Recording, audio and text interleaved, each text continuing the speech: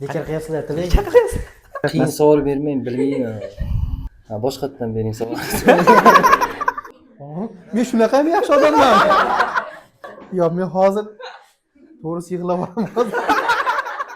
Dilshod domla, siz uchun o'quvchilarni to'lov qilish yaxshimi yo o'z vaqtida darsga qatnashishi? Shaxsan men uchun to'lov qilishi. O'zlari uchunchi? O'zlari uchun darsga qatnashish.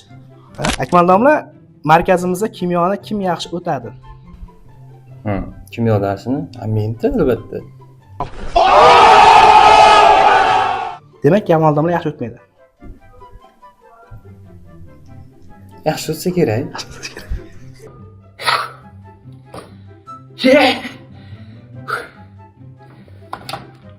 Xonang kiringlar-da. O'quvchilarning ota-onalari telefon qilsa ko'targis kelmagan paytlar ham bo'lganmi? Yo'q.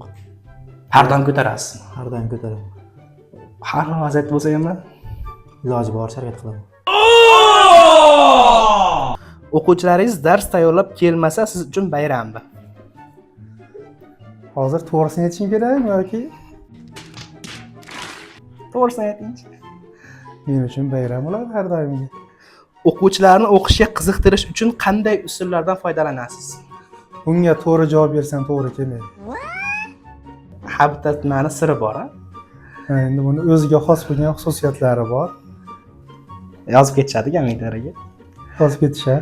Abdullajon domla, sizga biologiya yaxshimi yo kimyomi? Birini tanlang. Biologiya? Demak, kimyo o'qiganlar jinni suymaydi. Yo'q. Biologiyani birinchi o'qib, keyin kimyo o'qiganlar dinimiz yaxshi sevadi. Evet. Biznes. Kimyo o'qisa olmaydimi birinchi? Bo'ladi, biologiya osonroqda.